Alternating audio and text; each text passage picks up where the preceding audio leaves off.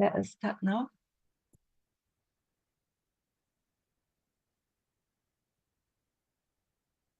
Warm welcome to our masters, but Hualien Dharma team and brothers and sisters around the globe to Saturday Hualien Dharma Talk. Very good morning. Let us start the session for today.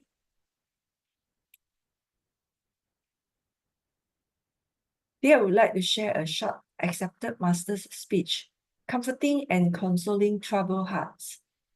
In response to the wildfires in California, city volunteers and disasters victims must extend care and mutual encouragement. Otherwise, the frightened hearts of those affected will feel even more isolated and helpless. For the brave firefighters, if needed, we can provide rest areas or meals and refreshments. If they are not present at the location we have set up, we can still offer vegetarian meals and supplies elsewhere. In doing so, we also promote the practice of vegetarianism.感恩 for Master's teaching. Now let us send our sincere prayers into the 10 directions. May the Sahara land be free from disaster and peace prevails in the world.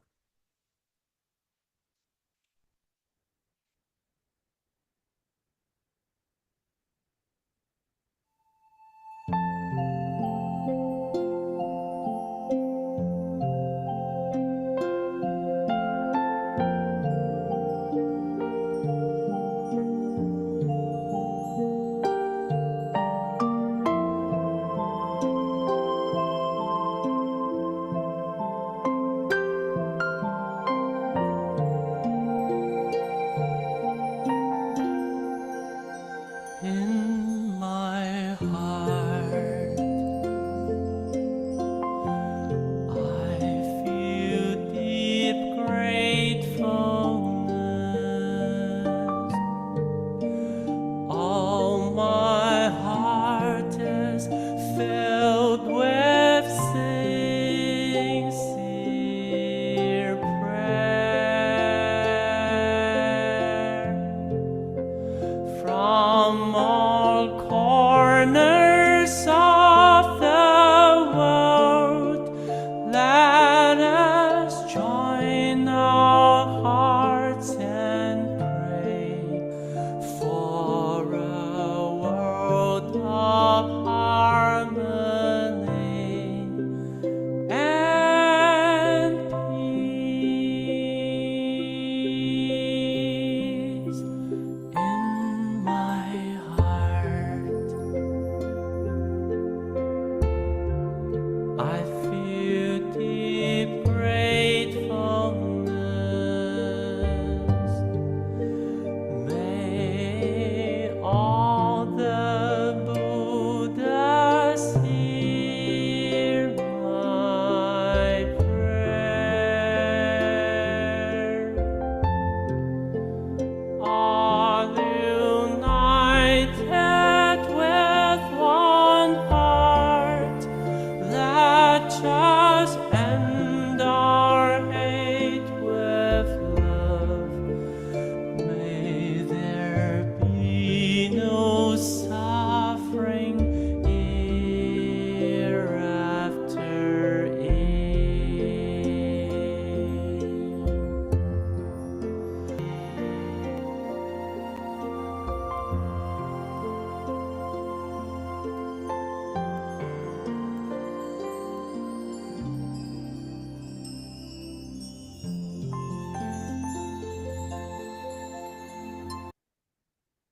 May all minds be purified. May there be peace in the community and may there be no disaster in the world. Now let us pray together for universal love and blessing. With loving respect, gratitude, and confidence, let us wish every person in our lives a healthy body, an enlightened mind, and a total fulfillment in universal love. Now let us expand this consciousness to include every person in the world, every being in the universe. Let our unified love make this wonderful world even better.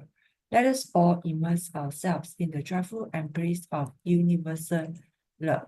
Before we hear the wonderful sharing, let us invite our both masters to lead us in paying homage to the Triple Gems. Let us pay our respect for these teachings and explanations to the Buddha and Master Cheng Yen by making 3 sincere bows. Please rise, palms together. First bow. Second bow. Third bow. And a bow to our beloved Abode Masters who could join us today. Okay, today we have 3 sharers. Okay, the first one I will be sharing on the guiding reader, caring for the suffering and people in the light. And second is Sister Jem Marielle Lim, from Philippines, will be sharing on the rebuilding hope behind Tzu Chi Great Love Village. And finally, we have Sister Chuey Shan, will be sharing on the journey with Tzu Chi. Okay, before that, let us invite Sister Su Ching for the weekly summary. Sister Su Ching, over to you. Karen. Sister Lily. Let me share the PowerPoint from last week. And we had 3 speakers last week. Okay. Master Te Huang spoke about YOLO, you only live once. YOLO is a phrase from the social media stream. Master Te Huang turns it into a deeper theme. Life is fragile like a fleeting breath. Peace is the cure to chaos and death. The Lotus Sutra warns of realms without peace, a burning house where sufferings never cease. To the layperson, from careers to health, battles rage within, hunger and war add to humanity's sin. COVID's toll reminds us that it is not in the past. Preparedness and care will help us last. That is why we continue to strive for peace. For all, life deserves its share. It is one chance we have to show love and care. Then Brother Joe Huang spoke about Master. On December 9th, Brother Joe recalls the sacred journey. Together with Master, a team embarked on the year-end blessings annually. 41 days, the tour through cities and lands, meeting disciples, sharing wisdom with loving hands. Master preserving energy balanced 2 sessions each day, her health a priority guiding every way. One day she fell, sorrow and fear took the air. Disciples urged caution, showing deep love and care. Though reluctant, Master chose to have a scan. Relief came quickly, all was well with the plan. A fever arose, proximity was controlled with grace. Her spirit rebounded, lighting each sacred space. Ever mindful, her health remains our tender plea. Commitment to her well-being is all our steadfast decree. With love and prayers, we watch her strength renew. Master's light guides us in all that we do. Then we have Sister Su Ching, who spoke about cultivating the heart and mind, which is a sharing of volunteer stories. Sister Su Ching shared wisdom from Tzu Chi's Volunteers Law, stories of hardship, love, and giving at the core. Volunteers embrace souls, cleaning homes in disarray. Their hands bring comfort, lighting hope along the way. For nearly 60 years, Tzu Chi's mission stands, helping those in need with unwavering hands. A couple saved coins, selling popcorn with care. Their wedding gold built a hospital to share. Love unites lifetimes, bound by compassion's thread, refining hearts and mind where kindness is spread.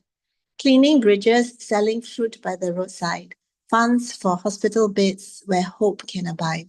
Even in old age, they give without rest, encouraging donations, striving to do their best.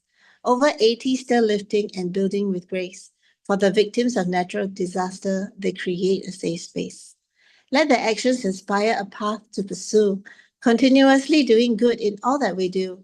Live simply, frugally, let material wants be confined to serve mankind with a compassionate mind. Okay, Kan'an for listening. I stop share right now and hand over to you back again, Sister Lily, for your next sharing. Okay. And then Sister Su Ching. Let me share my screen.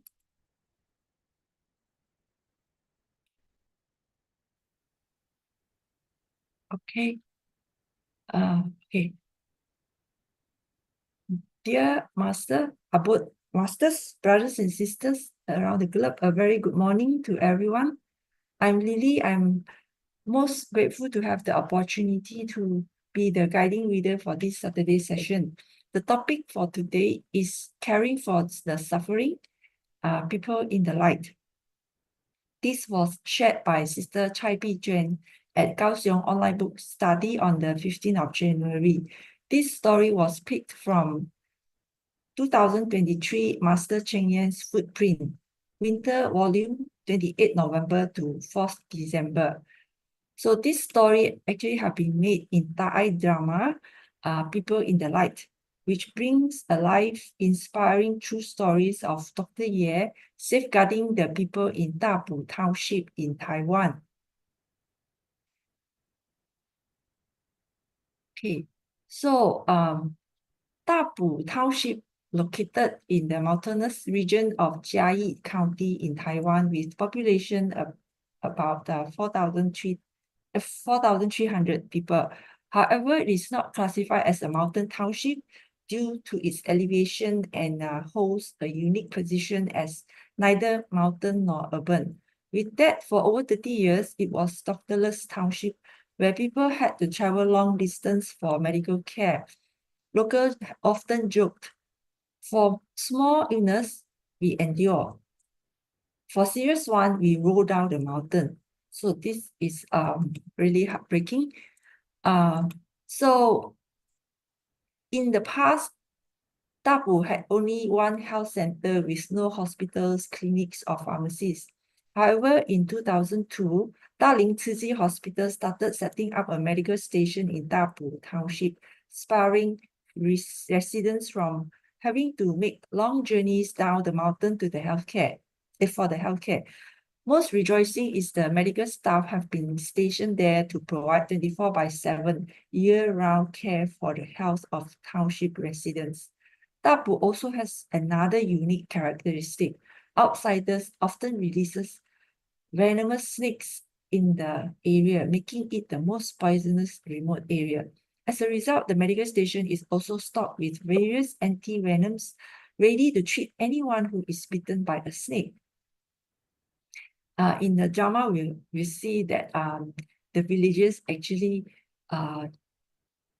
catch the snake and then bring to the medical station for the doctors to see, so that the doctor know what type of anti-venom should be provided. While many people from Dapu seek medical care, the National Health Insurance reimbursement for the medical station is capped, leading to yearly financial losses, making it one of the most financially challenging medical stations.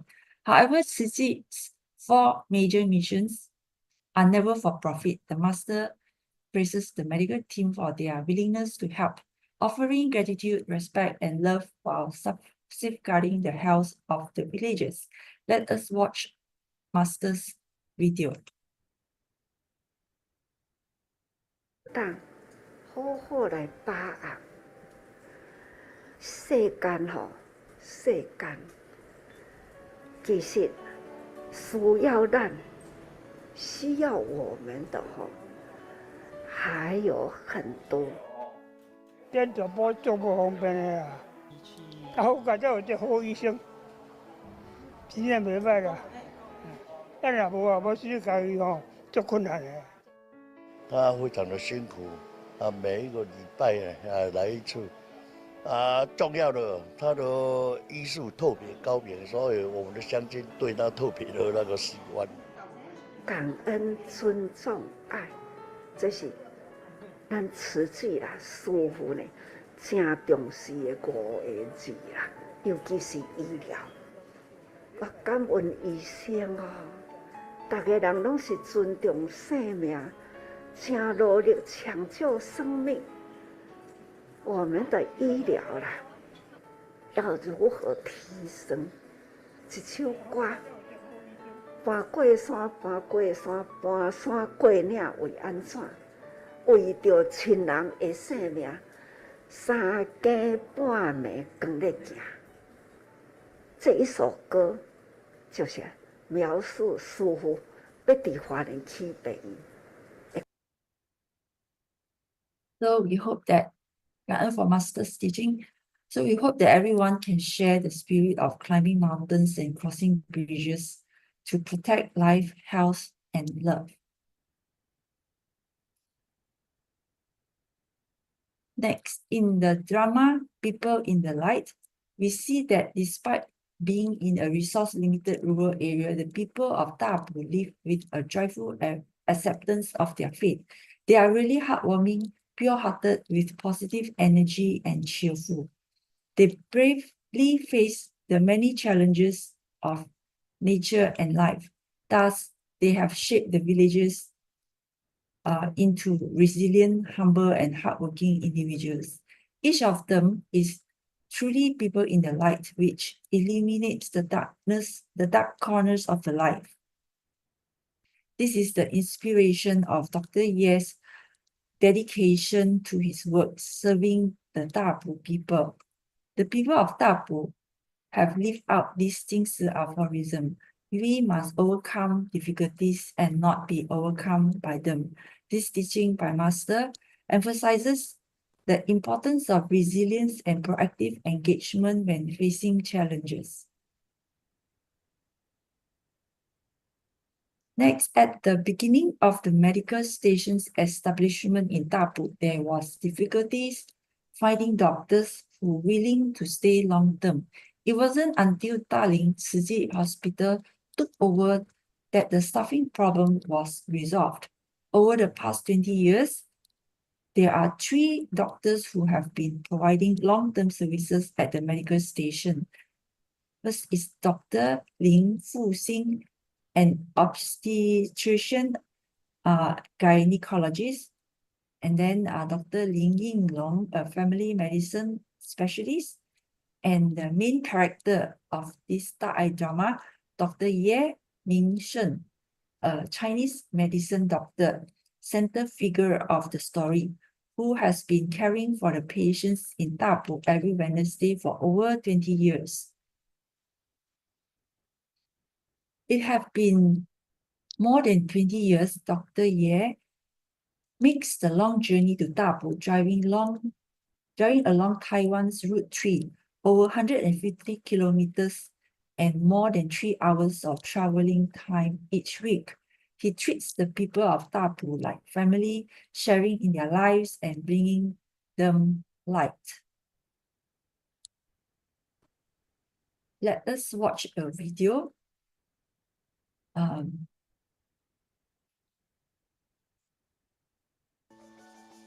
Dapu County, with its beautiful lakes and mountains, lies at the intersection of Tainan and Kaohsiung counties. It is difficult to access via the winding Tai Chi Highway. The township is beautiful but lacks medical resources and is used to be one of the Taiwan's 4 doctorless townships.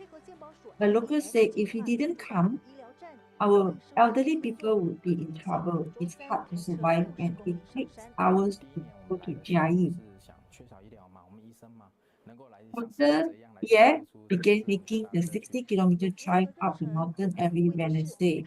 Dr. Ye, the director of Chinese medicine department at Daling Tzu Chi Hospital, says, when we first came, we saw the lack of medical care. Doctors who came here, like Albert Schweitzer, would dedicate themselves, and it was our greatest joy. The dedication is not only in the passion for service, but also in the willingness to persist over 20 years without interruption. Dapu Township Mayor Wu Mingshun says the contribution to Dapu Township, where medical resources are scarce, is enormous. The relationship between the doctors and the villagers is one of the deep affection, almost like family. A patient, Miss Chen, who suffers from cerebral palsy and cerebral atrophy, is shown receiving acupuncture and herbal medicine from Dr. Ye. Her mother says, Miss Chen Ling Feng, he takes care of everything for her, acupuncture, medicine, everything. Now she can walk, speak more clearly, and is much healthier. After his daytime consultation, Dr. Ye also conduct home visits in the evening. He is truly both a skilled and compassionate doctor. So Dr. Ye have been unwavering, serving in Dapu Medical Station from youth to gray hair, more than 20 years. Dr. Ye, not only a physician, he combines his medical practice with his spiritual cultivation, healing both body and mind. To the villagers, he is like a local deity. At Daling, Tzu Chi Hospital, appointments are fully booked every week, and nearly 100 patients are treated at the Dapu Medical Station each Wednesday. And in Daling Hospital, the follow-up consultation quota is always full, and is limited to first consultation registration. If you can see the dates here and the numbers. So Dr. Ye is remarkably dedicated, balancing a busy schedule at Daling Tzu Chi Hospital while selflessly serving at the Dapu Medical Station for over 20 years. Truly a great and selfless doctor. And Dr. Ye has 2 siblings, and all 3 have achieved success in their respective career. Dr. Ye's compassion is also rooted in his Tzu Chi family background. His mother, Sister Xu Yuncai, is a dedicated Tzu Chi volunteer, transforming their pig farm into a herbal garden, and the entire family adopting vegetarianism and protects life. In this Thai TV, Thai drama, People in the Light, has deeply moved audience and achieved excellent rating, ranking 3rd in domestic TV drama viewership. The most heartbreaking moment in the drama is when the character Ying Shu, facing her father's harsh words and emotional neglect, reaches to the breaking point. In this darkest moment, Dr. Ye's words of encouragement touch her heart and inspire tears of hope and healing. And this moment resonates deeply with the viewers. Now let us watch the video clip.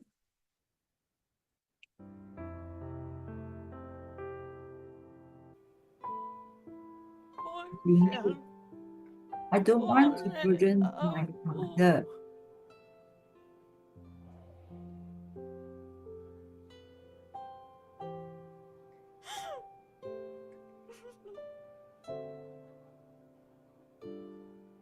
The years response. If you choose to live this way, it will leave an unhealable wound in your mother's heart. In the quiet of the night, she will blame herself. Sometimes life is hard, but don't live just for ourselves. We live for those who love us. And living is the greatest form of filial piety.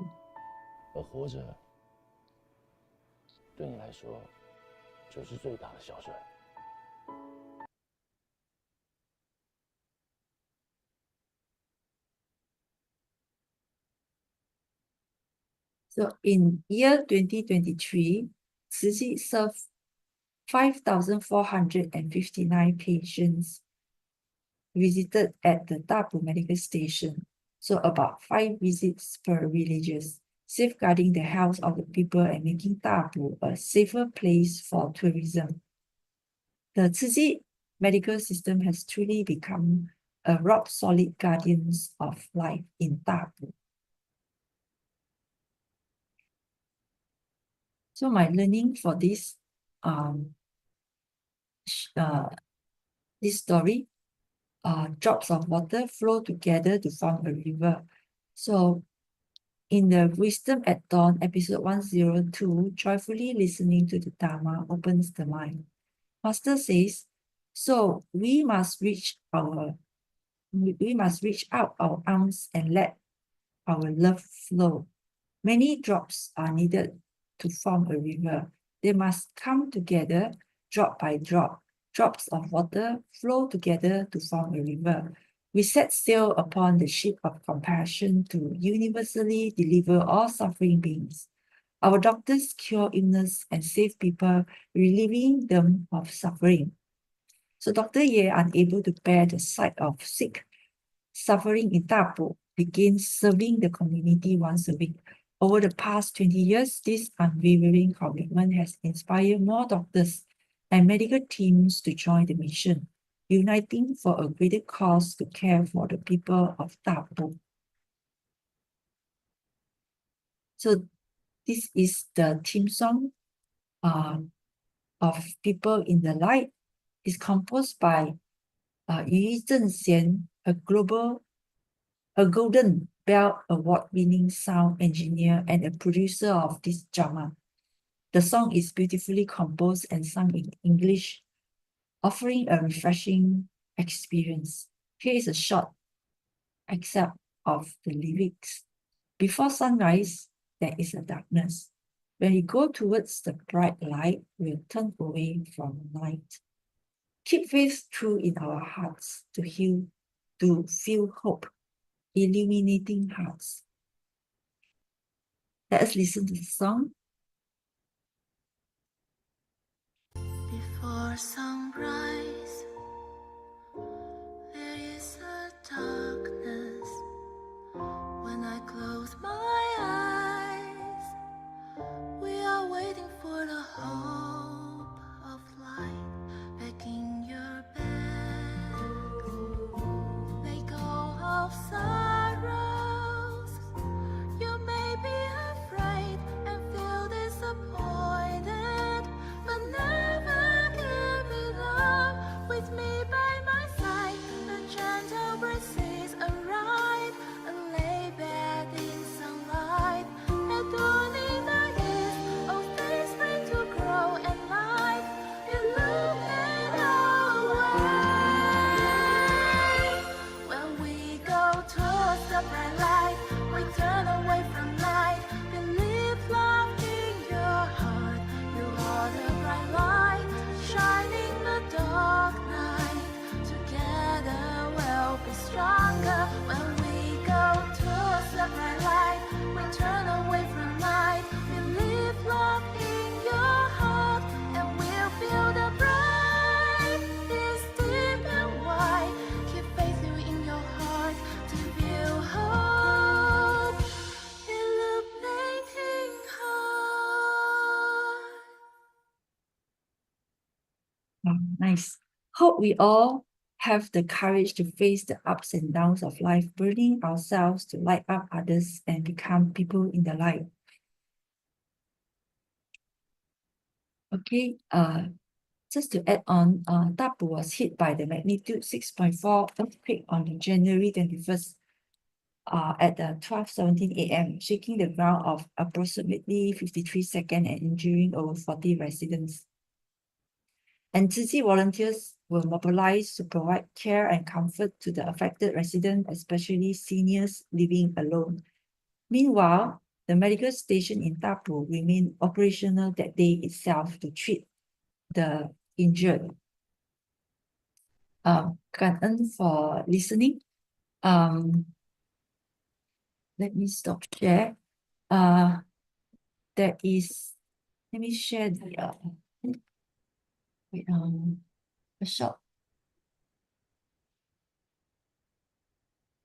a short Wisdom at Dawn where Master actually, the sharing on this earthquake.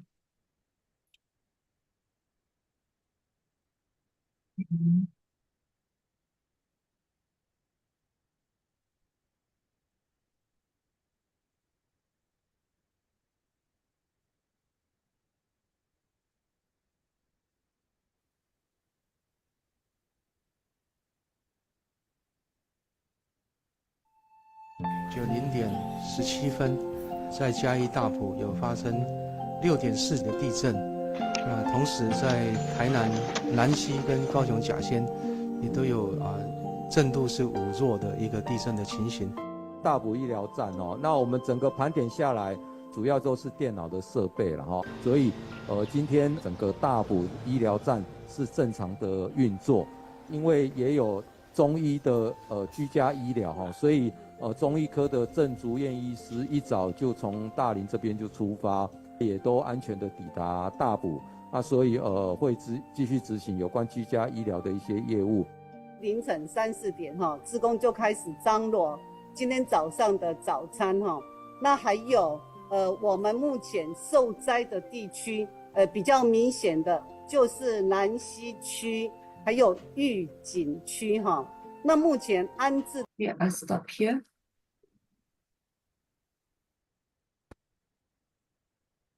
Okay, Kaan, this my sharing. Kaan for listening. Yeah, over to Brother Chin. Kaan. Hey, Kaden, Sister Lily, thank so much for the heartwarming sharing. So Sister Lily have shown us that her session, pointing out to us caring heart. Obviously, the story about how the doctors sacrifice their efforts to express that caring heart, which really is necessary, a virtue is necessary to develop the heart of compassion. But interestingly, the lesson that Sister Lily has demonstrated to us is when they first set up the hospital, obviously it wasn't easy to get the doctors to go there. But some of the doctors went. And the point is, in our life, it is often that when we face places that nobody goes, and we choose to go. And that's really the mission in our life in walking the Bodhisattva path, to go to places that no one wants to go. And that reminds me of one of the great disciples of the Buddha, and Master has shared this story before, and he is Puna Maitriyana Putra. And he is really foremost in sharing the Dharma.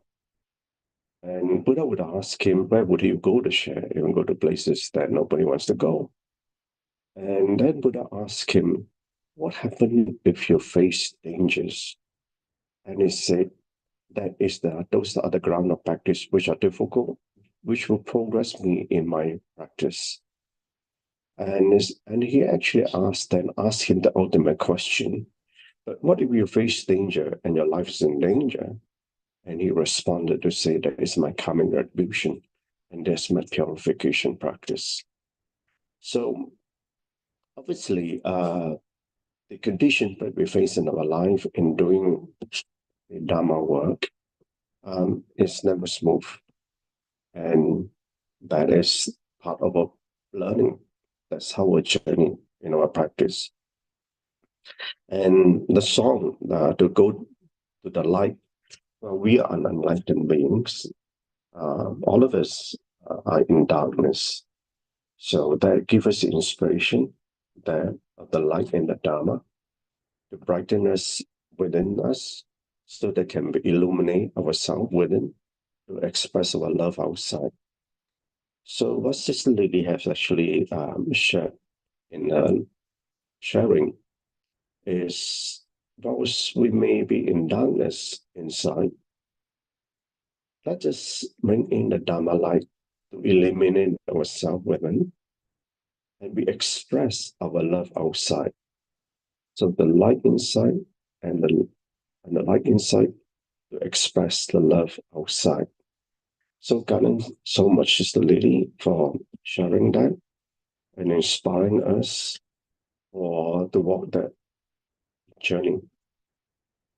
And the song is nicely, what's a meaningful. beautifully sung with great inspiration. So cảm ơn so much, Louis, for that great sharing. Now, next we have Sister Jem, Marielle Lim from all the way from Philippines. So Sister Lily from Malaysia shared a story in Taiwan. Now let's go to Philippines. Sister Jem, if she's locked in, she's going to share with us rebuilding hope behind the Tzu Chi Great Love Village or the Thai Village. Yes. Hi, good morning. I'll be sharing something. Good morning, everyone.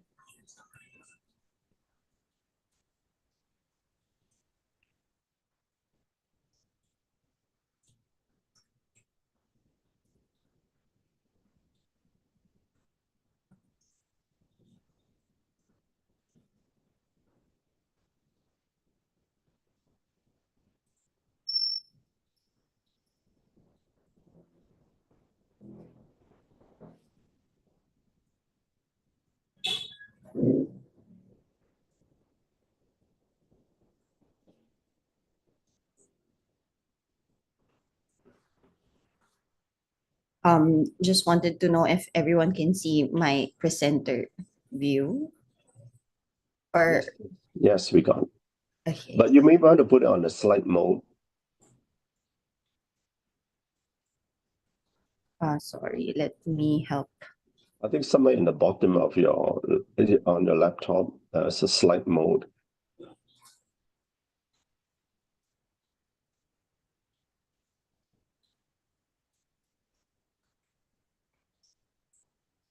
Sorry. Let me see. You are It's presenter mode. use slideshow. I think you click on the part that use slideshow. There's an icon that works on the right, where your pointer is.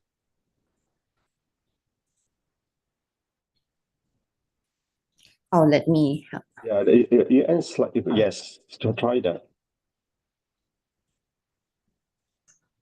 You can click on that. Maybe it works.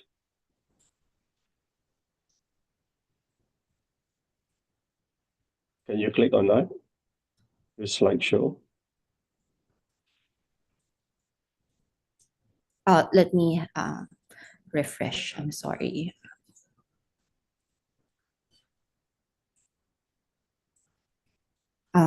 Can you give me a little moment for a little minute? This sorry. Okay.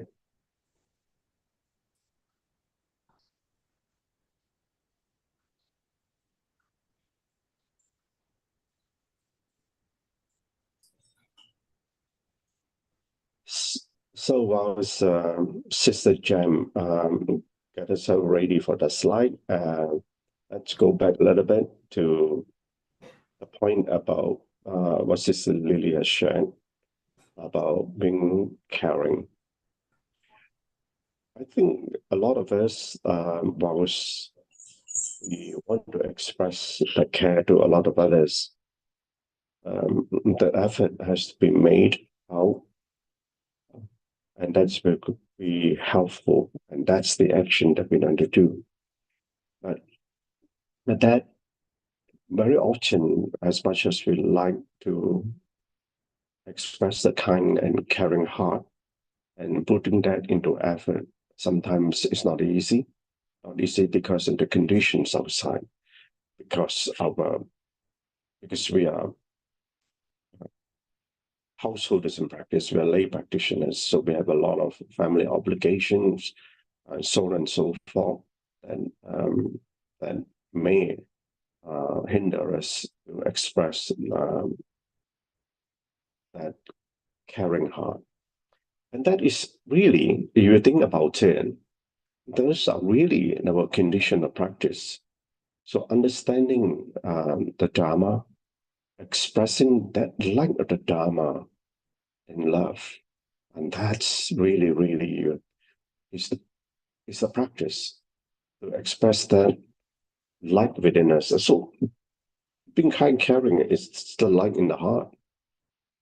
Expressing that, being helpful, and being unconditioned loving kindness, and that's the compassion that we really need to bring ourselves towards that direction. But the heart then must be further elevated to open the door to the mind, and that is the part about being benevolent, and that is benevolent means with a put the interests of others ahead of yours. And it's not easy for us to do as well for us as householders in practice. And obviously for monastic practitioners, they are already dedicating their life for the sake of others. And being a householder in practice, we got so many worldly and mundane things around us. And those are really conditioned in this life of practice for us to learn how we can learn that whatever conditions are outside, how is it that within us we can express the unconditioned inside? So we hear a lot of inspiring stories from Master that these dedicated volunteers has expressed that outside to inspire us. So we are indeed very fortunate, not only when we listen to the Jataka tales that Master has shared from the life of the time of the Buddha, his past life, and obviously the present life that we have in this era. And so we can inspire, Master shared real life stories in this lifetime. So that really is a wonderful sharing of how they overcome the condition, irrespective how difficult it may be, they can overcome them. Sister Jem, are you ready? Hi, I think I can already share screen. Okay.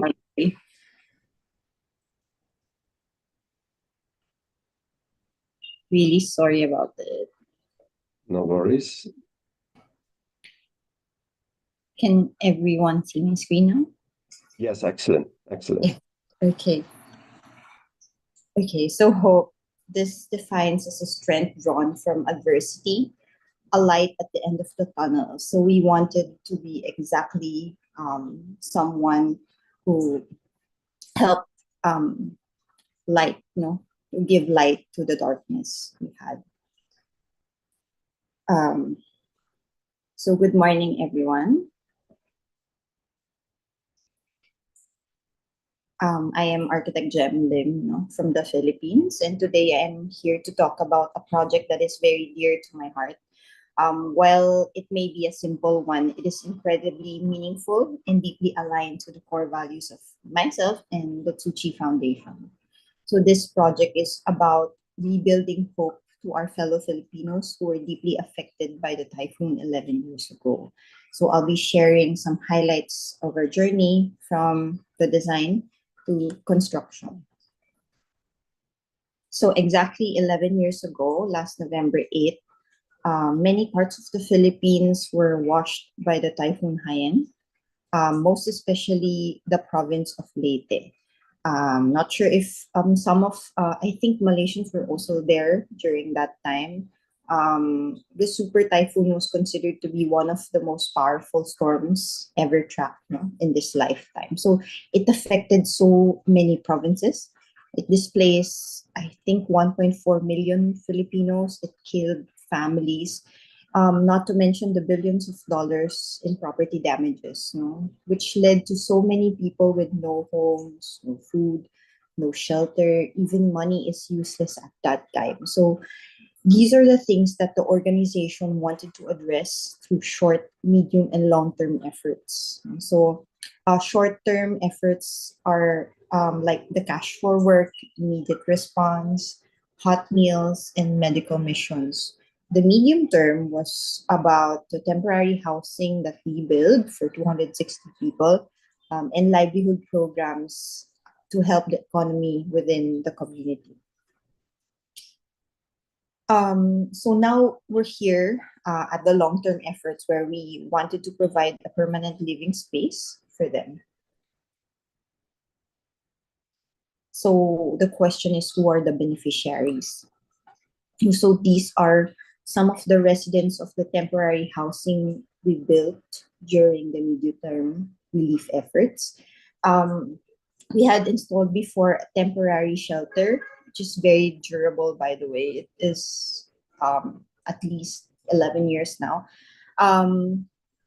And we also have livelihood programs before, like for sewing, we established a bakery called Auntie's Bakery, which eventually became a huge part of the community's revenue. And for men, we had loaning programs for tricycle. It is a three-wheeled mode of transport here in the Philippines, just to keep the economy growing. Committed to our long-term goals, the plan is to make things permanent. So this organization that values value in everything we do, we must consider culture, impact to the environment, as well as we wanted to abide by the governing laws. So speaking of the laws, let me share some clause in the resettlement design here in the Philippines, just for awareness. So according to BP 220, the minimum house size for indigent community is 18 square meters. No?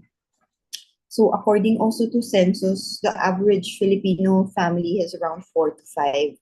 But for our indigent community, it's not the case. To cut the story short, 18 square meters for a family of 6, 7, 8 is not really sustainable.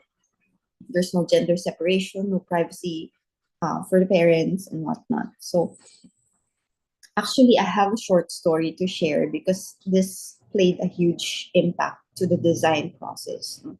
So before, we were presenting earlier schemes of our design following the standards given by the government, which obviously very quantitative over quality.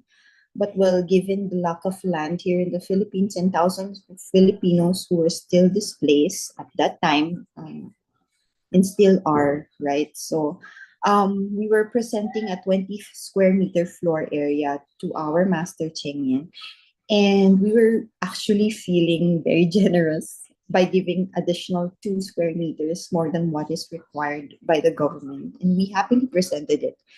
But our master had a different perspective. No? She asked a question that had us stuck in our seats for quite a while. The question is very simple but very impactful. So it taught me humility and compassion. And the question goes like this: if you were in the shoes of the victims, would you put your family there? So basically, when it happens to you and your family, would it be okay for you to settle in that design you did? So everyone was silent because obviously, it wasn't the case. No, we don't want that for our family, right? So sometimes we rely heavily on the standards set and we forgot to be humans. We forgot compassion. These people were put on so much trauma. And yeah, so everyone went back to our revision boards, quite embarrassed actually, because how can someone with no architectural degree be better architects than most of professionals? No? Well,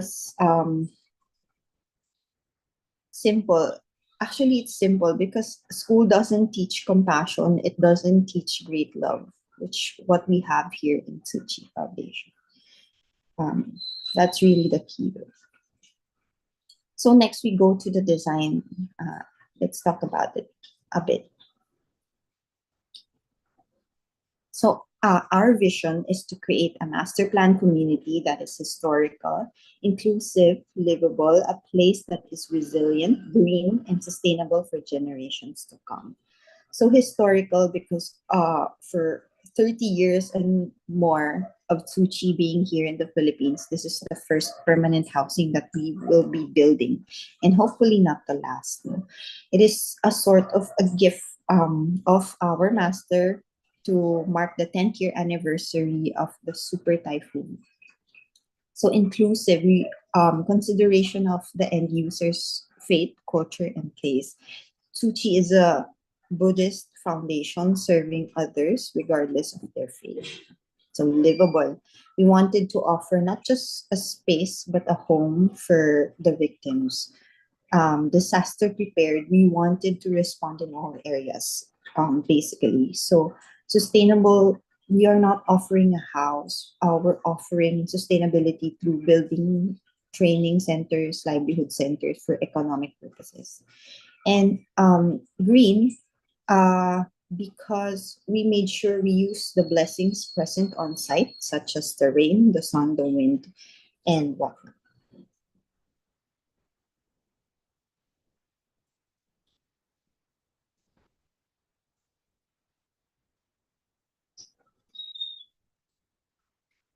So next, I just wanted to show you the site. So the site is situated in the temporary housing before at Area B, which is highlighted in green. Before, we have three zones. So zone A, B, and C. Many might ask, why only 60? So in 2022, many of the families within the temporary housing were already awarded with housing units by the government during the planning stage. And we had to go back and change the quantity. So now our task is to fit all 60 families comfortably in a 14 square meter lot. So this is a picture of the actual temporary housing before. So we have area A, B, and C. So we are building at area B. So this is a picture of the area B. This is the actual finished product. We have turned over, as mentioned, 60 units and community facilities. So everyone wondered why we chose the area B. So area B lies a very special tree. Okay, so this tree is already 100-year-old. This tree is called alawaan or Philippine rosewood. This is said to be the only remaining tree during the vicinity, during the typhoon, and it is a symbol of hope and strength to the Paloans during the time. And we made sure that it will be in the center of the development, which is the multipurpose hall. So I have another backstory. While excavating the foundation of the multipurpose hall, I was so concerned that they might hit the root of this tree because of the proximity of the construction. But surprisingly, deep into the excavation, there were no roots found, and that's how deep the roots are. And we wanted to make sure we apply those to the structure around it to make it strong. So just wanted to show also the spaces. So we have the multipurpose. So we have the entry marker at letter A. We have the multipurpose hall. We have the 100-year-old tree. We have residential units, which are this two roof structures. We also have the central kitchen. We have the mushroom farming, the esplanade. We have an existing creek. We also have a daycare center, a training center, a detention pond. So the detention pond is where rainwater is collected and filtered before releasing to the creek. So we also have a micro farm for vegetables. So a side note also, we've gone through a lot of testing for flood, and we made sure to address it as well.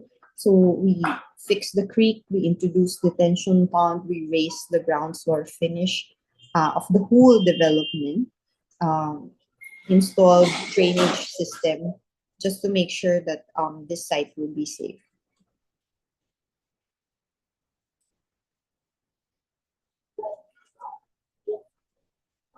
So next we have road networks. No? We also had 10-meter wide for the major roads and 6.5 meters for residential roads. And just to note that we had 3.5 meters access, no, around the pedestrian to make sure that vehicles can still go in during emergencies. So, ever wondered why we can fit 60 families in a 50 square meter house? No? So we had different models. We have three. So we have two 3-bedroom units, and we have one 2-bedroom unit. So all in all, we have 17 quadruplex, and which has 60 units in it. So the design feature. So being certified and worked with Tzu Chi many times with different projects, cultures, traditions, and faith. This is where the inclusivity takes place. Actually, I've worked with Brother Wee and Brother Lu for the Bukit Jalil International School there. So yeah, I know a lot of you know how to spot the Tzu Chi structure, no? But in this case, we always wanted to ensure that the people we cater don't feel like this is a Buddhist or a building of a Buddhist faith. So we take into consideration the place, the culture, the climate, as we mentioned. We took inspiration with the Bahay Kubo. It's a traditional house in the Philippines, and integrate Tzu Chi architecture with it. So yeah, and made sure that we had lawns for veggie. It's part of the food security, and partnering with other NGOs. So design features. So I have here, we have rainwater harvesting, we have solar panels, and cooking area. So before, since I started visiting Palo many times, no, during construction, it is always raining in the afternoon. So we took advantage of that blessing and create a simple rainwater harvesting by replacing a drain pipe with this chain down to a basin, no, or a drum. So they can use this to wash and plant for planting, but not for drinking, of course. So we also had solar panels installed in each unit to light up 100% of the home, as well as residents were also given a place to cook outside their home, since they still use wood to cook fire instead of gas, as they cannot afford it or cannot afford to buy one. So another is the use of form blocks. So trauma is there, and you cannot take that away from their experience. So what matters most is how you can assure their safety. So we made a little effort in disaster resilience, and we use high-grade form blocks, which is around 2,000 psi, compared to a regular hollow blocks, which is just 300 to 750 psi in strength.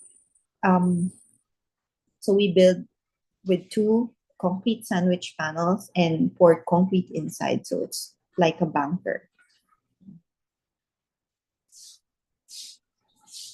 Adaptive reuse. So these are some of the brilliant ideas of our CEO with the principles of teaching of Master Cheng Yin, of course, as this project is very collaborative with the members. These award-winning blocks, as you can see in the photos, were used as actually it was used as flooring in the temporary housing, and it is being repurposed and used as pedestrians and hardscapes in the permanent housing. So we also have PP boards and metal from the demolition. So we repurpose it as beds. So the residents won't have to buy their bed frames, and sliding doors were also repurposed, and outdoor huts for the residents to enjoy. So we convert those trash to basically something useful. So PP boards also were also used during the construction, as frameworks. So a little background, PP boards and these metals are the framework of the temporary housing. So yeah, we made sure to minimize garbage and repurpose everything we see of value. So this is one of my favorite, community involvement and bayanihan. So many of the beneficiaries were the ones who did their post-construction cleaning. Some were also part of the construction team. It gives a sense of value and responsibility to the residents. So yeah. Next, we have the model units. So we have this quadroof duplex with it, which is 50 square meters and 3 bedrooms. We have another one, which is a duplex, 50 square meters. So from 18 square meters, as mentioned before, to 50 square meters constructed. And we also have a 2-bedroom unit. So this is actually 48 square meters. No? Everything has a kitchen, dining, living, and laundry. So not only houses, we also have community facilities. So we have multipurpose hall. This is equipped with showers and toilets. No? Hygiene is very important consideration during hard times, and we wanted to make sure we are ready to supply those during calamities. Yeah, and this is also adjacent to the central kitchen where we can readily prepare hot meals as well. So this is the central kitchen. We also have a training center, which is 4 classrooms.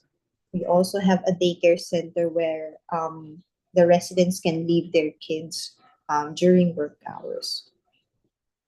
So sharing also some photos during the design stage. I think this was 2021. As you can see, Atsi Peggy was presenting 260 units before. So we downsized it to 60.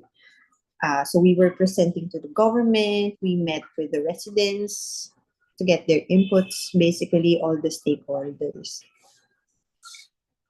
So after years of designing in coordination with various governments and change in designs, now we finally arrived to this day. This is the groundbreaking ceremony. It meant that the visions we had before is turning into a reality. So this is also the first time that the residents saw the design, and everyone was very happy. So after groundbreaking, we had to do the works. The challenge was to look for contractors because it was in the province. So logistics is also a problem, how to reduce waste, how to put heavy equipment, and basically how to start.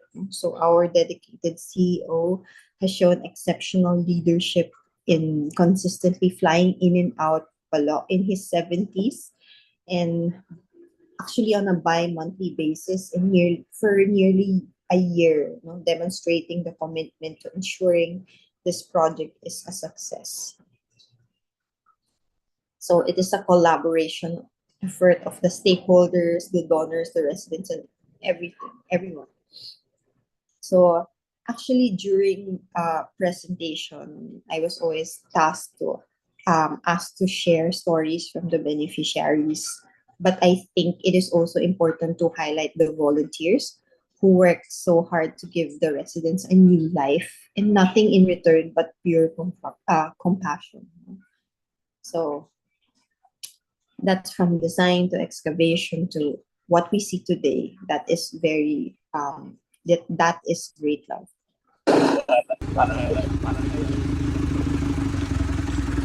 Oh, sorry.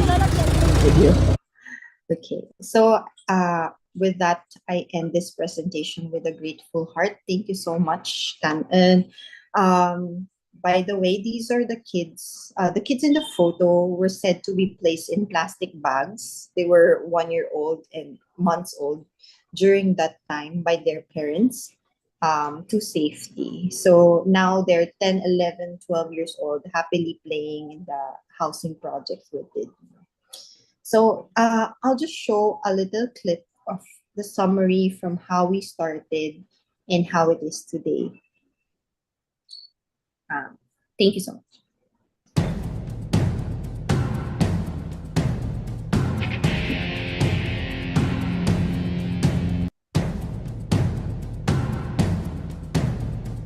Sorry, is there sound?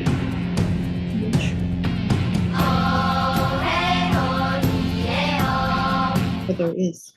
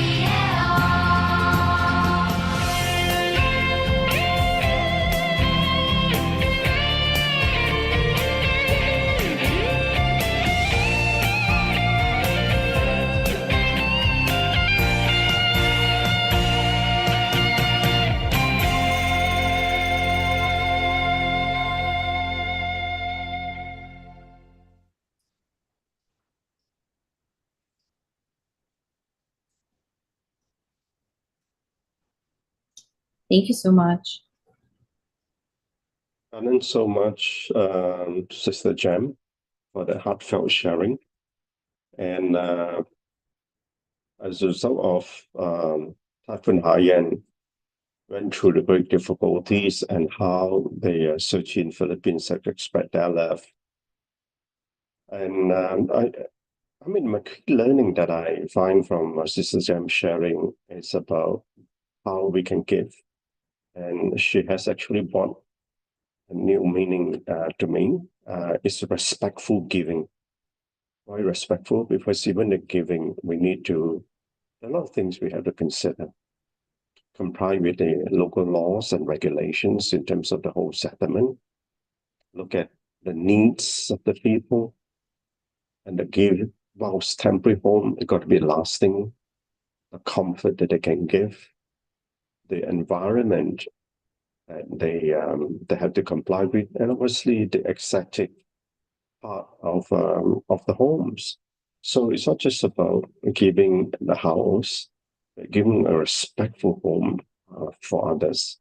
So Kanan, so much is the gem, and you are a gem in my eyes. Okay, Kanan, so much. Right, next we have Sister Chuey all the way from Bodhgaya. Now, Sister Chuey is from Timor, whom I had the pleasure of working with in Gaia back sometime in September, August, September. A very dedicated volunteer. And last time I met her, she expressed her aspiration to spend full time in Gaia. I know it's very early morning for you in Gaia, and it's about, well, 5 a.m. or if not, just before 5. It's 5 a.m. in the morning. Thank you, Sister Su Ching, for arranging this time for me. Right. Okay, the platform is yours. My journey with Tzu Chi. Here you go.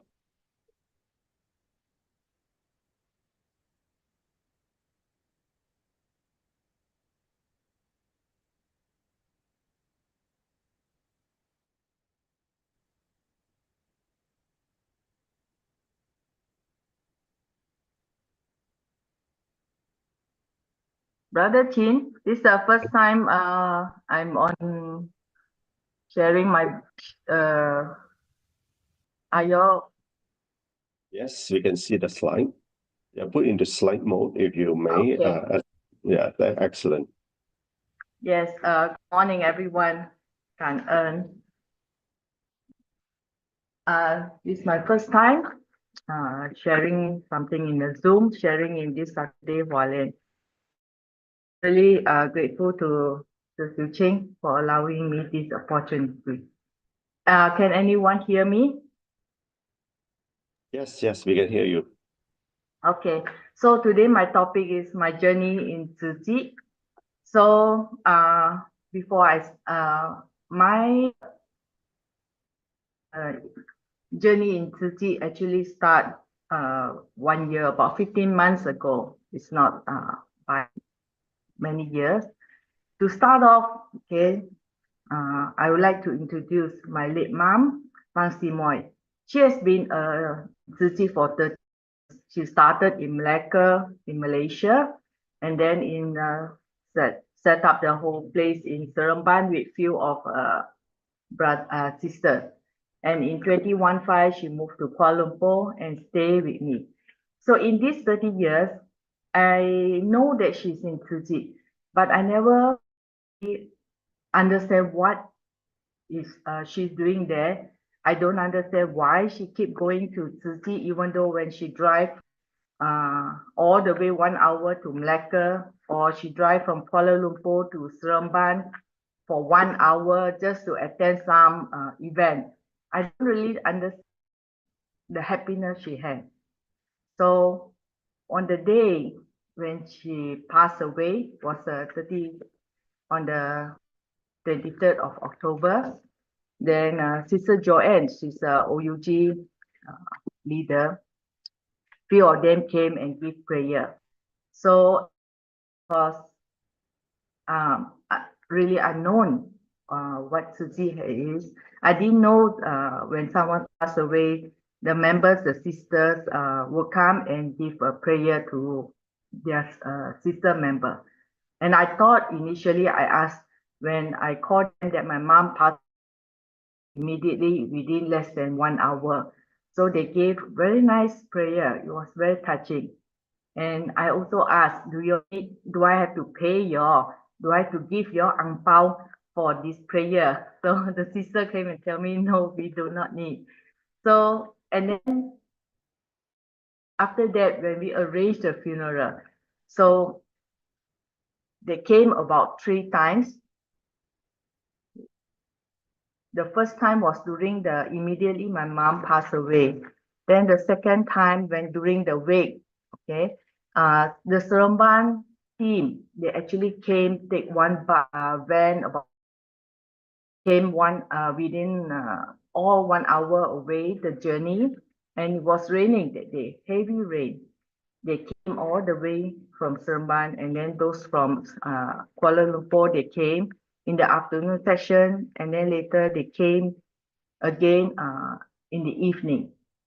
So people who came, I do not know them.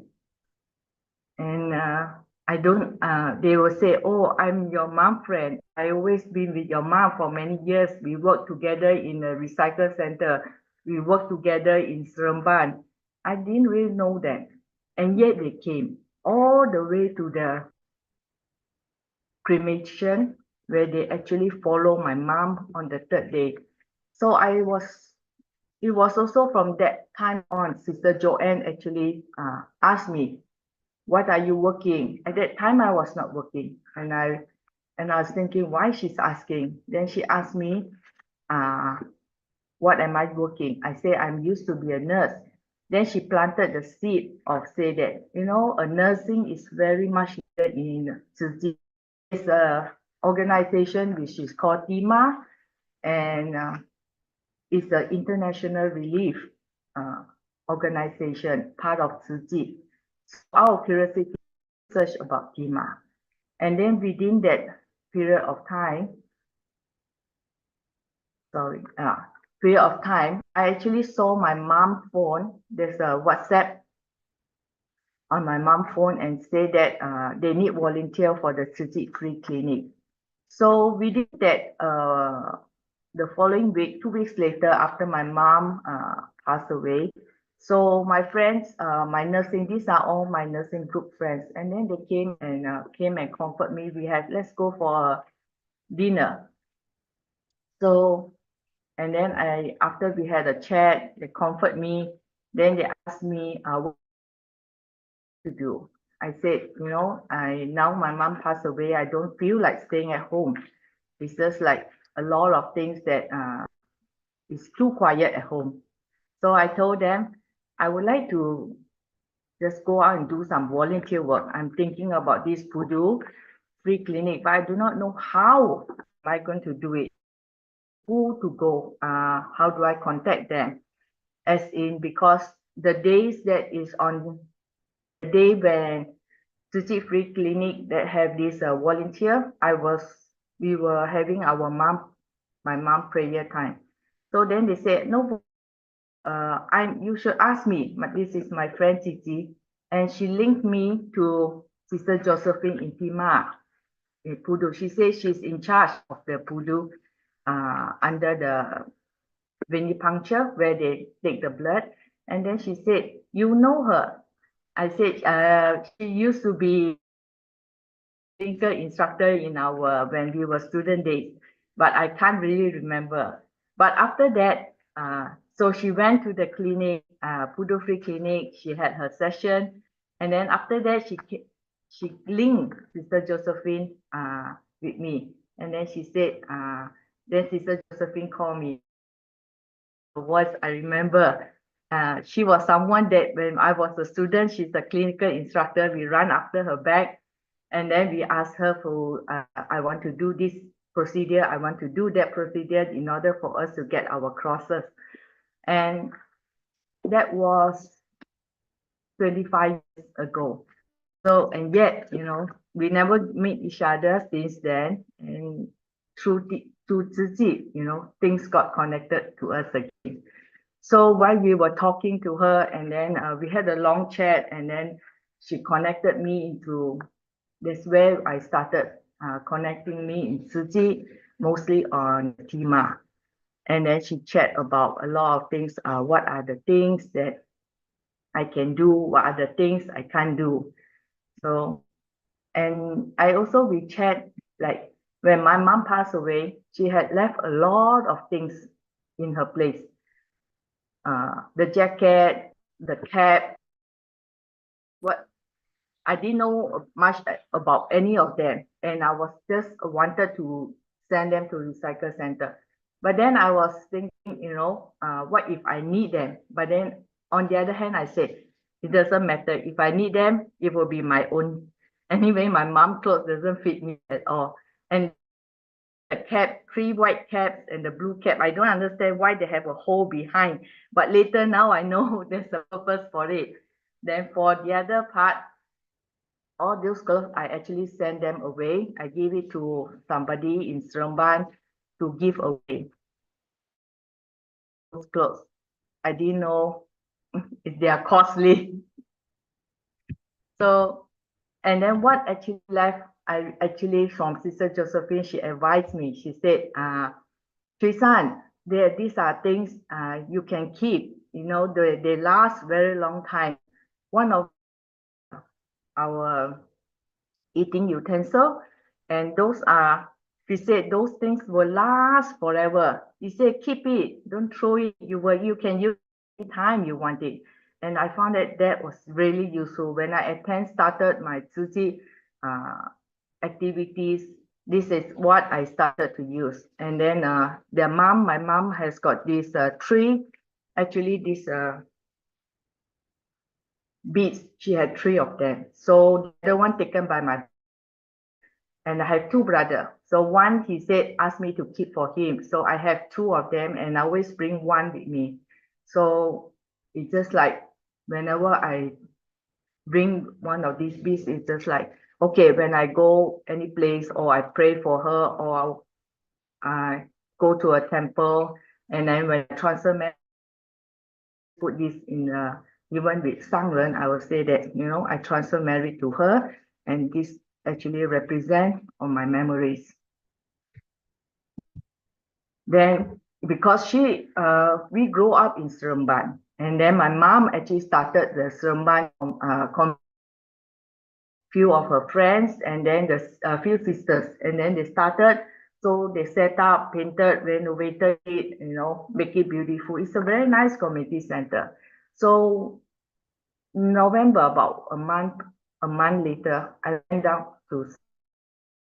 I like to see what my mom had experienced in Tzu Chi, or the area that she likes to go. So when I went back to Tzu Chi, you know, I met this lady. She's actually almost blind, and yet she's always in Tzu Chi.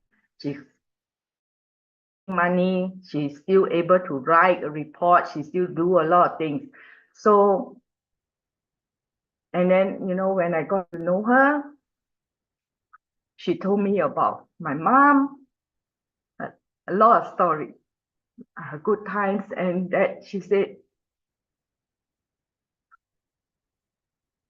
my mom introduced the seed to her 15 years ago, and she still remember to this type of story is something that I never know. And then later in another month, I start going to recycle center, the area where my mom used to go every Wednesday, diligently, most of the time, every week, unless she has some other things that she needs to do. She always make a point that she goes to recycle center. So I drive there, and then I just call one brother and say, my name is Chuey. I would like to learn. What can I do? What can I help? So they teach me bit by bit. One day it was bottles, one day is clothes, one day is plastic, then papers, and then learn along. It's actually quite peaceful there. And then at the same time,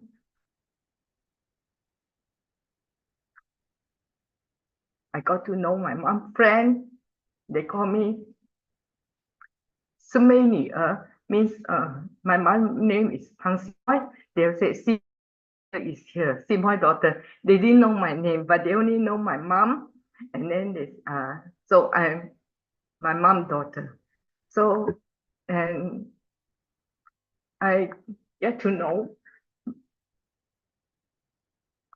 when I'm there, I actually find that why she actually likes that is her specialty in recycle center. I didn't realize that in recycle center there are plastic specialty people, those people who dismantle things to set plastic and metal apart, or plastic and other non-recyclable. So she is in that place. So, you know, something that I learned, something that I got to know, and she had friends all over the recycle center. She has been there for almost 8 years in the recycle center. And at the time, I still do not know why she likes it there. Because one of the things I don't like about her is that sometimes she brings back some of these recycled things back home, which I do not like. And then later on, then I have because I joined TIMA, so, and then I got to know about there's a medical aid room in Jingsi Hall. So my mom,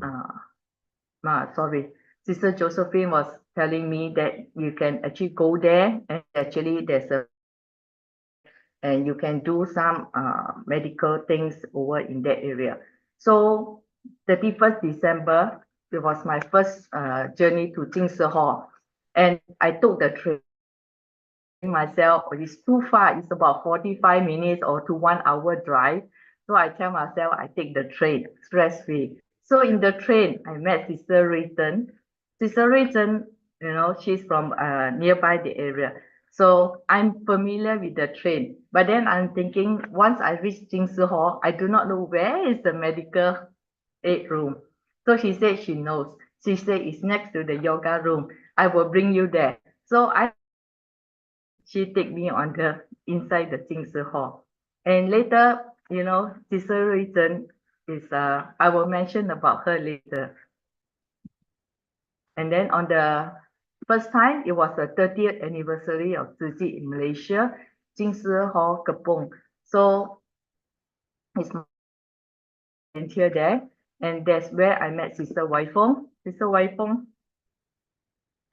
So it was there she showed me because at least in Tima, one thing is that it's in English. My mom she speak Mandarin, she read and write, but not us. So we are considered like banana people in Malaysia.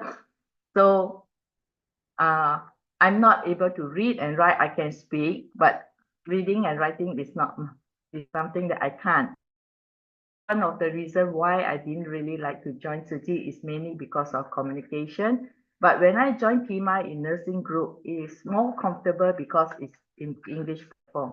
So when I met Sister Wai Fong, we chat in English, and then she shared about a lot of things about Tzu Chi, the dress code, and what is the meaning of, and about the translation session, and quite interesting things.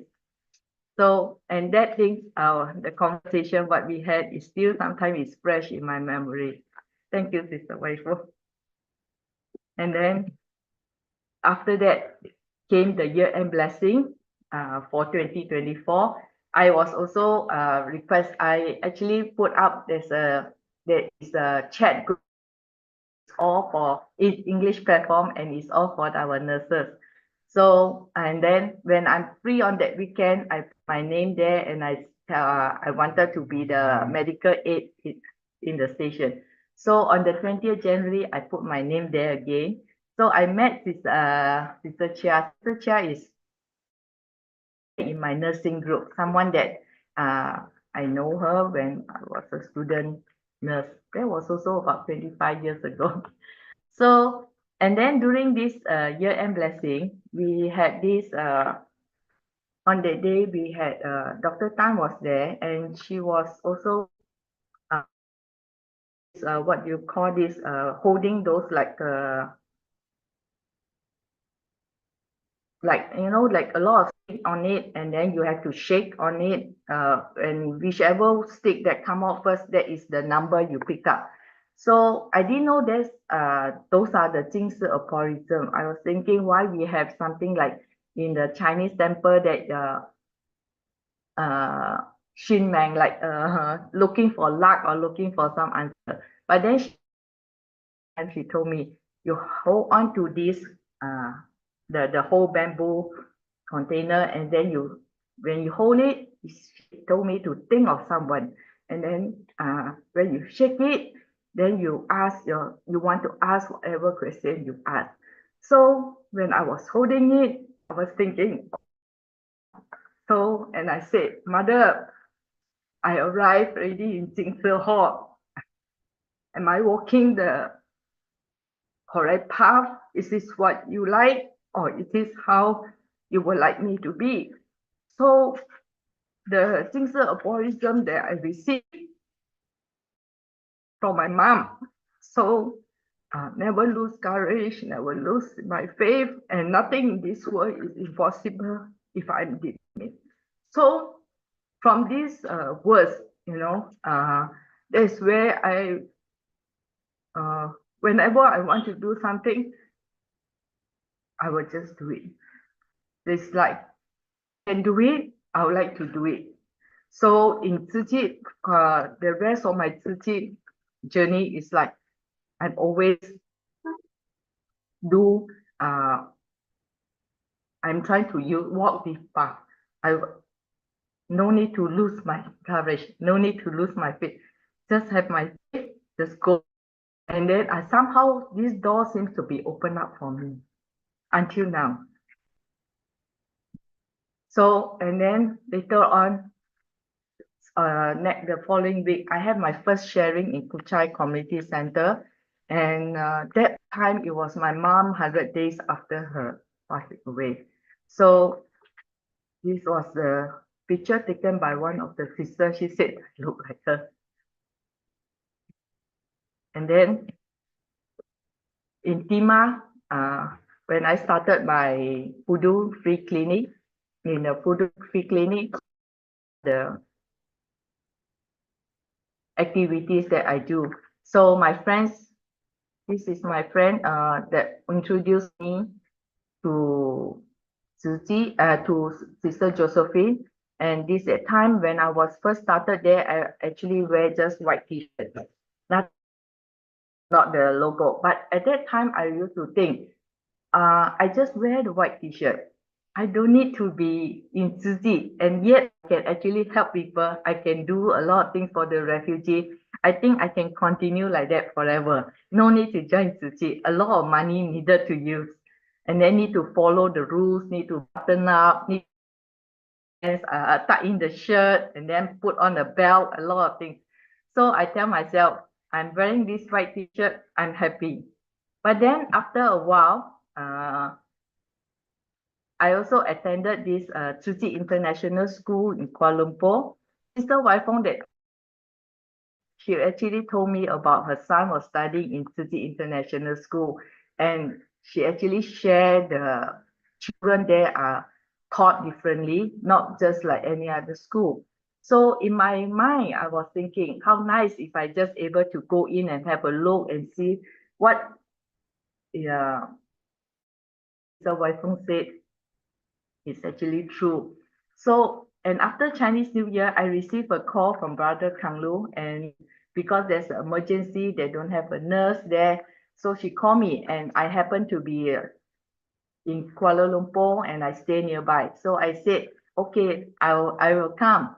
But I didn't know when she said, just come and stand by. When I reached there, it was so busy. I have to look at a kindergarten kid, secondary school children, and for almost 6 days I'm there, and it's never like a standby. It's very busy, but I actually enjoy. And every time when their lunchtime, they have this prayer song I got to learn, and then the children are different, and I'm actually glad, I have the opportunity to step into Tzu Chi International School.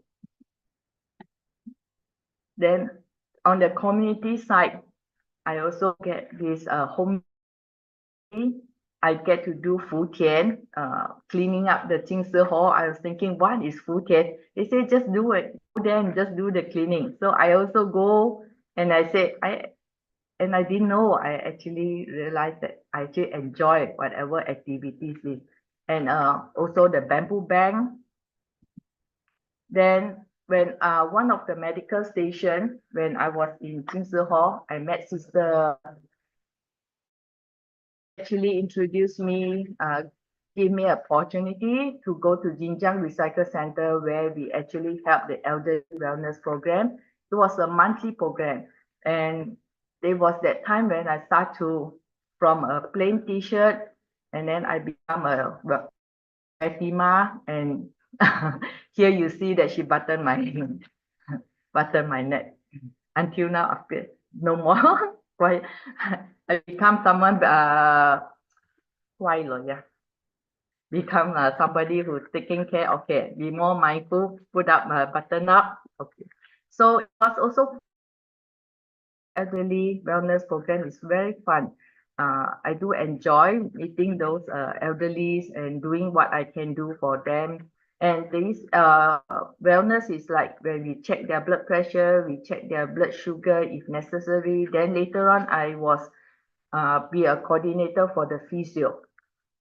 The physiotherapist and old people. I have friends who actually brought in there but actually I was not able to show in the picture.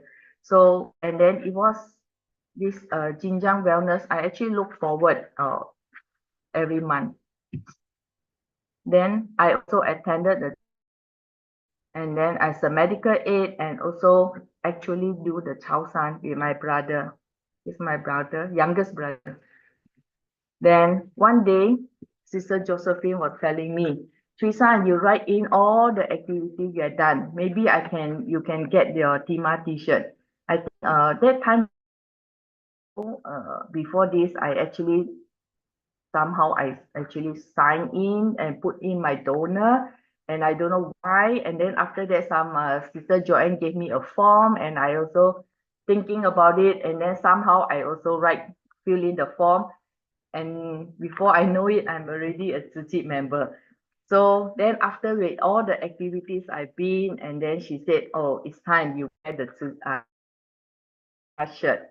And at that time, when I was just wearing the t-shirt, earlier, and I said, I'm happy wearing white. I don't need to wear the Tima. But then when I look at the Tima white shirt, and then I look at the logo, and I said, it looks nice.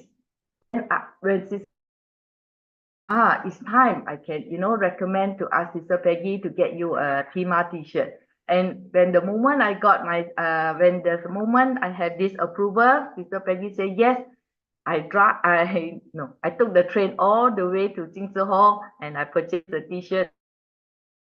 And wearing this t-shirt, I actually sent all the messages to my mom friend, mostly my mom friend, some of my own friends, and my mom friend in Seremban as well. So, and then on the Buddha days last year, May, that was the actual I'm wearing this Tima shirt, and I attended the Buddha days as a medical aid station. Not really as on the Buddha day, but doing work. And then I also attending class, Tima fellowship, new volunteer class. Then you have the happiness knocking on your door. So around during this time, then Sister Su Yin also gave me another opportunity for me to grow. And then this is where she put me as a coordinator under the venipuncture to take the blood. And that is where I found that, in Tima, I'm trained in Asunda, but in Tima, I did not realize almost half of them are Asuntarians. Some of them I know. The other some are either they are too senior or either they are too junior, and I do not know that. But when during this health screening, it was the first time I realized I know some of them. And despite even we are different batches, it does not matter as long you are Asuntarian and then you are in Tima. The feeling is very nice. So I also went, and then in this time around June, Brother Siok actually called me and asked me if I wanted whether through recommendation from the Seremban Herchi Sister Chuey, and then she actually allowed me to have 1 month kind of probation, and able to work in Bodhgaya, or whether they find that I'm able to suitable to be in one of the Buddha land volunteers here. So before I came over to Bodhgaya, I actually also had the Seremban Imperial head screening. I wanted to give them back in Seremban. It's where the place where my mother actually built up the place. So I wanted to give back something to the Seremban society. So I started to have this physio center plus health screening. Call me, 师妹女儿回来了. It's like 师妹 daughter is back. I don't know where I go back. So whether it's Seremban or in Kuala Lumpur, but they're actually very happy. They're very warm, and it really touches. There are other Tima activity as the list go on. Ampang health screening, sports day for refugee, teaching first aid to children. Most of the time, I'm more active in Tima rather than in community. And the more I do, the more I actually. Then I really want to thank Sister Su Ching. She's always there to coach me, guide me, and always give me the opportunity to grow. Then God and also to Brother Henley, who patiently sit down, gave me my early lesson about Tzu Chi, and those are the lessons. God. And after that, you know, it's when I started to go to Bodhgaya, India, Buddha land. So these are my story in Bodhgaya at that time. So what I like about that. The sunset is nice, the sunrise is nice.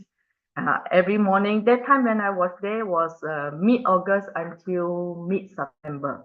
So the weather is nice, a bit warm, not warm, it's actually quite hot at that time. And this Tima t-shirt is not that comfortable. And yet I was there. So a lot of things I learned there is something that I have never learned in Kuala Lumpur that few months. There is this 1B, 1C, what was it? 1B, one community and one village. Sorry? 1C, 1V, one village. Oh, 1C, one community and one village. Thank you, brother. So how they actually talk to the village and how they actually get them to learn about Tzu Chi, but we still have a long way to go. So something that like when you want to set up, you know, first time I'm holding Tzu Chi, looking at Tzu Chi flag, and then they have this living where I also was participate in the Jianxi. That time was the Jianxi. Jianxi was parties in the living, also my first time there. And then they always, every day they have this life wisdom. It's really inspiring when listening to Master, her teaching, her wisdom, her vision. And I actually, since then, I've been listening to Master teaching every day, even though I'm back from Malaysia. And the book sharing, and these are the things I didn't, at least they are all in English. So I'm actually very comfortable in it, and things that they always share about what they have learned, what they have based on Master teaching, what they have learned. All these things I learned in Bodhgaya. So, and then also Charity Day. I have, you know, I've been in Tima for that few months and I never attended any charity. In Bodhgaya was my first charity day in at that time. So in charity day, I met this famous guy. He was a beggar, and then later now he's a volunteer. So it is quite inspiring. These people, when you are doing charity to them, and then what they can give you back, rice or a little bit of money, and then we do shoe distribution to the school. And those who are really poor kids are not wearing shoe. So I don't get to see these people in Malaysia. Then the scenery is nice. I like the scenery. I like the cow dung. And the kids, you know, you see they don't wear shoe there, but they are happy, you know. Can see that the kids. Then I met Sister Kim Yang. She's from Singapore, a Tima nurse as well, also operating theatre trained. I'm also an operating theatre trained. Some of the local nurses in the Bodhgaya Hospital. No, Gaya Hospital, these people. And then the medical team in Bodhgaya, Antrajit and Manish. Then the Tzu Ching, they are very warm people. They are very perspective. They are these kids, the Tzu Ching here. Then some of the patients, there are a lot of patients that are very different.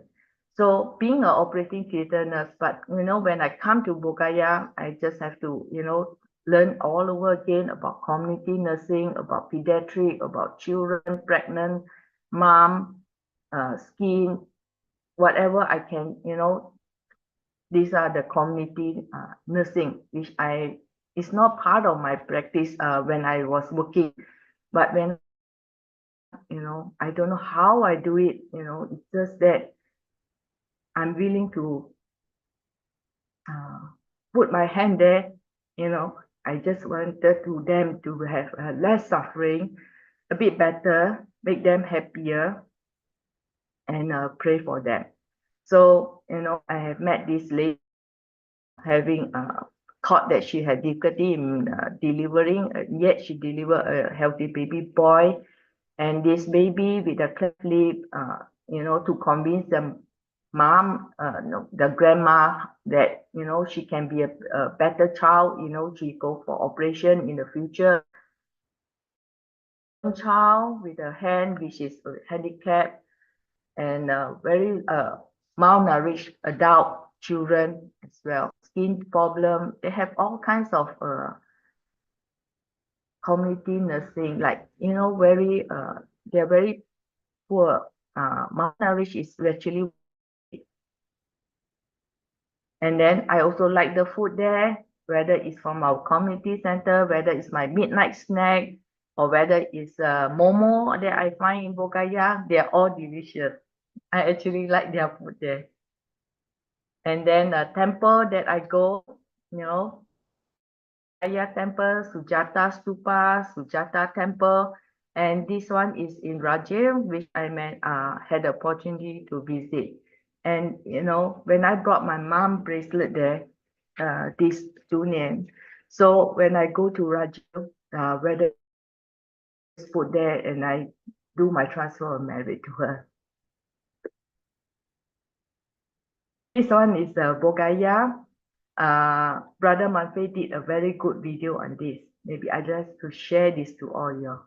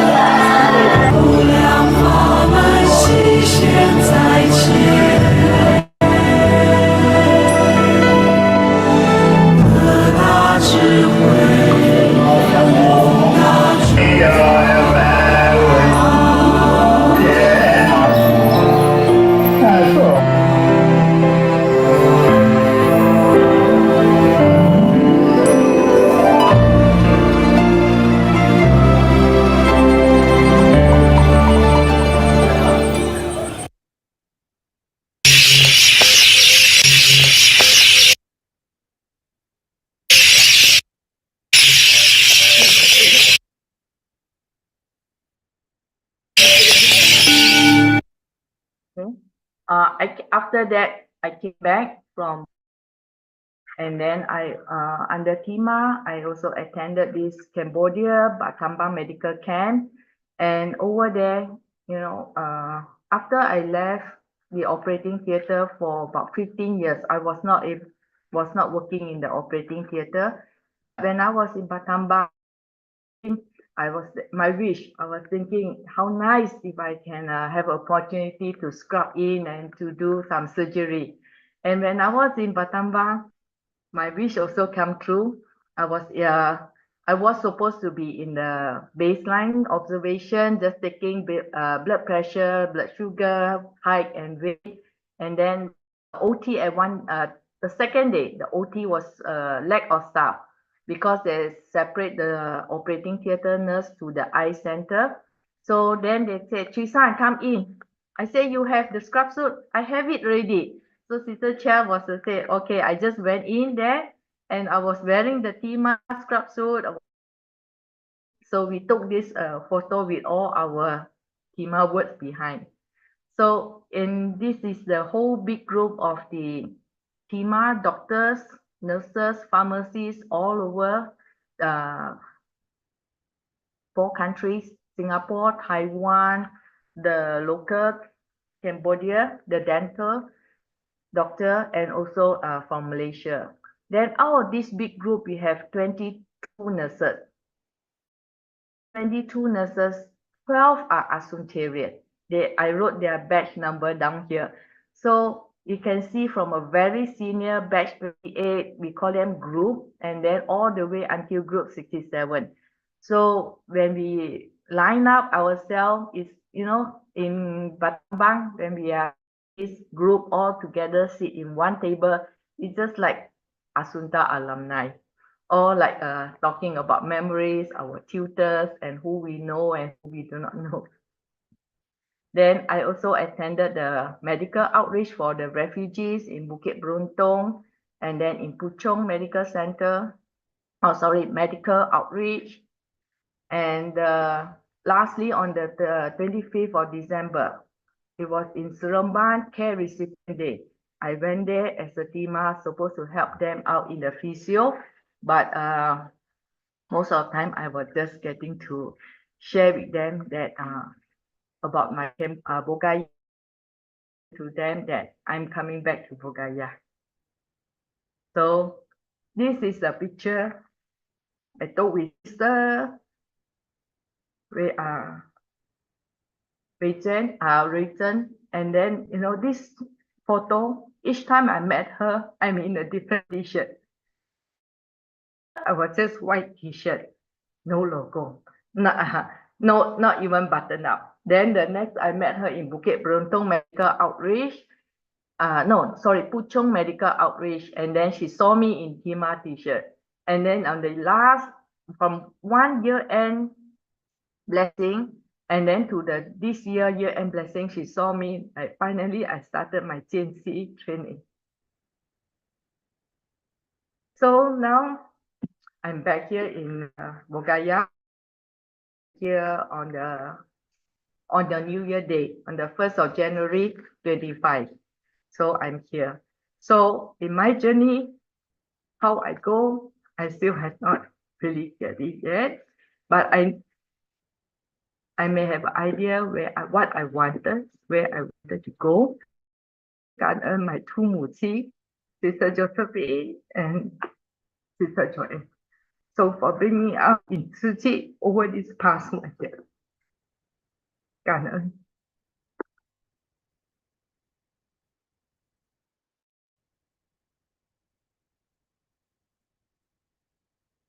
Oh, 感恩 Sister Chuey San for the wonderful sharing. Thank you. And yeah, notice that in the chat group there, you can see on the chat, getting a lot of hugs, the first sharing, I think, touched the hearts of a lot of listeners in this group here. So you're done with your sharing, you can stop your slides. Can you stop share, Sister Chuey San, on the slides? Which slide? No, you stop share so they can get out.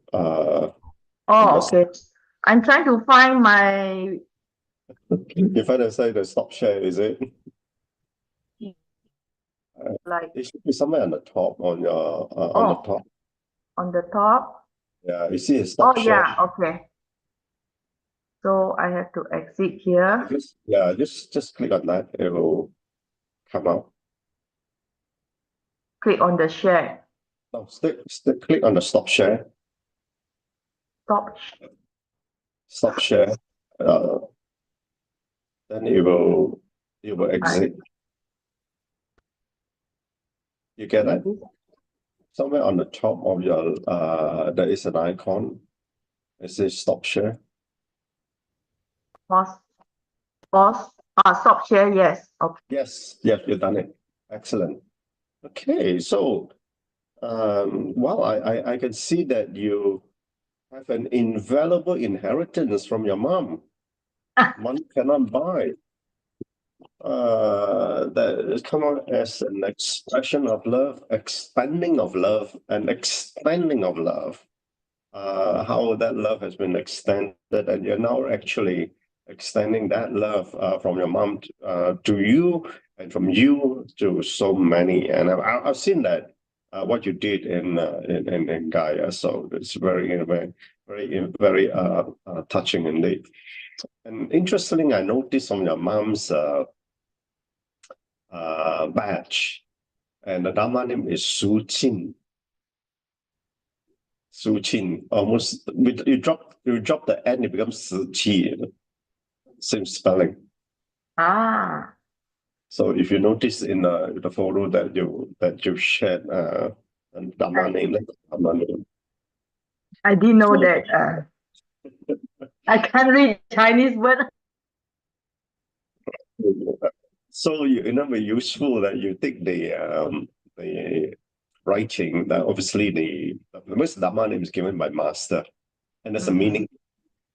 So it'd be useful to actually get the name and get it translated, and someone who knows Mandarin to explain to you what the Dharma means. Okay. Yes, thank you. I will. So you're now walking the footsteps of your mom, which is wonderful, and you continue to do this good work. And the Jingsi aphorism that you shared, and that's your inspiration. So now I know where your courage comes from. It's from the Jingsi aphorism that you had. So great, it's wonderful. Now, unfortunately, some of them left, and I just want you all to open the video to take a photo. Actually, I should have taken the photo earlier. So we have maybe an official photographer somewhere here. Your colleague, Sister Wei Fong. Sister. Sister Chuey, wonderful sharing. Thank you. You look so strong with the button. Okay, now 1, 2. Very grateful to all our powerful sharer today. Sister Lily, Can the rest turn on your video? 感恩，哇 very heartfelt. Sister, Sister Jem, have to bring more of your Philippines Tzu Chi Pusat to share with us next time. Sister Peggy, Sister Chin-san, wow, so heartfelt now. Yeah, truly, Brother Chin said, we know where the courage comes from. Very good, Jin. Thank you. Sure, your mom will be very proud of you, because now you bring your mom to Buddha land. Yes. Yeah, true. All right. So thank you so much, brothers and sisters, for staying with us. That's what we have for this Saturday sharing. So before we go, we offer 3 bows to the Buddha, the Dharma, and the Sangha with reverence, devotion, and gratitude.